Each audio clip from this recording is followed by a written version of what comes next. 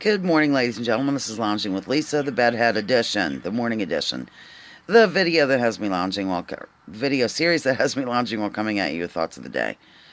I wanted to tell you some interesting things. First of all, my friend Mick is so cute. I don't know how I missed his message on the machine, but we did end up talking last night because evidently my video about the fake sun really got him curious about stuff, and so he left this message, something about he and his husband Jason were downtown photographing the fake sunset, and how much they enjoyed that video. And they after they heard it, they stayed up half the night looking at fake sun videos.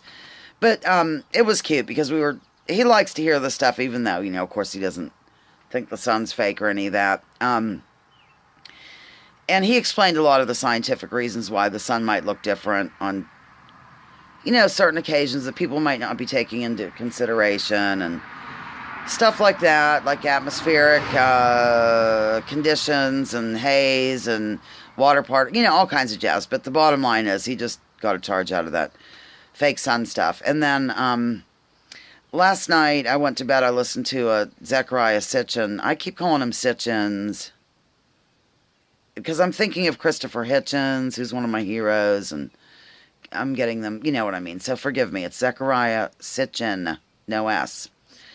And I listened to a presentation. Of course, I do that on my way to sleep, and then I wake up and it's over, so I'll hit like rewind and then go back to sleep. That's how I like to do it. So anyhow, it was really interesting. And one of the things I wanted to point out today is, how Jerusalem is considered to be the holiest area around or whatever, and all the three Abrahamic religions live for it and fight over it and can't get enough of it.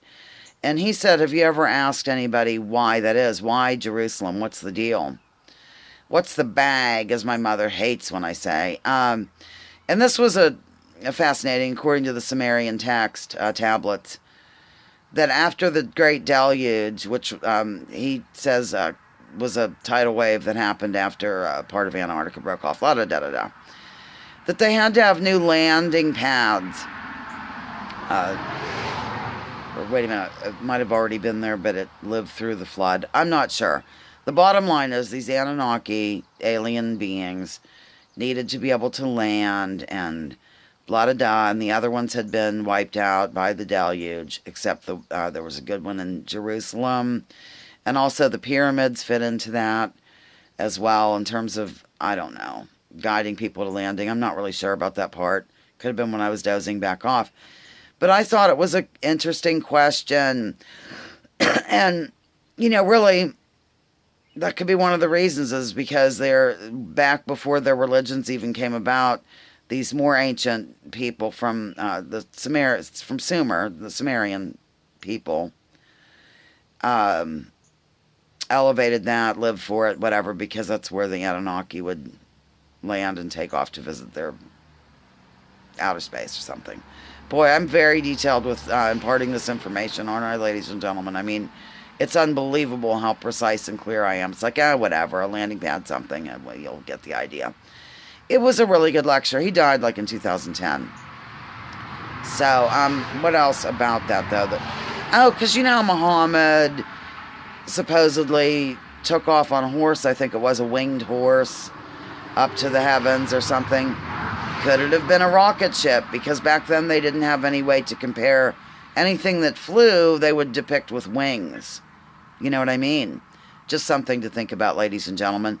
What else about it? I can't think. Oh, the fascinating thing, I never really thought about this, but he's in the book that I'm reading and the presentations I've seen, not just from him either, but they show those tablets, the little cylinders they use to roll out the pictures and whatnot onto the clay, and then they would bake it and it became permanent. And in those, in several of them, it shows the planet Saturn. And Saturn wasn't even discovered till we had telescopes, so that's kind of interesting. And then there was something else that led me to, or that he talked about that we didn't know about, but they did. Well, they knew about Pluto, which of course has now been downgraded. Poor dear Pluto. And, they knew about the heavens, I guess, prior to us, because I think Pluto was discovered in 1930, if I'm not mistaken. I don't think I am about that. I think it was 1930. I don't remember when it was ripped from our solar system by way of these scientists. Anyhow, I guess that's all. Oh, wait, this morning video brought to you by Peace once again. I think that's really all. I just wanted to tell you what I did last night, how cute Mick was, and how they enjoyed the fake sun stuff.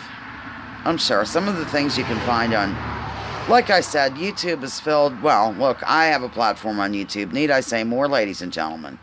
But some of the stuff that's on there, it's just, everything is related to, some sick cult thing and blah, blah, blah. And it's all too much. Okay. Lounging with Lisa, the video series that has me lounging while coming at you thoughts of the day. Remember, please drop your political identity and join me in focusing on issues in order to make this world a better place. Bye-bye.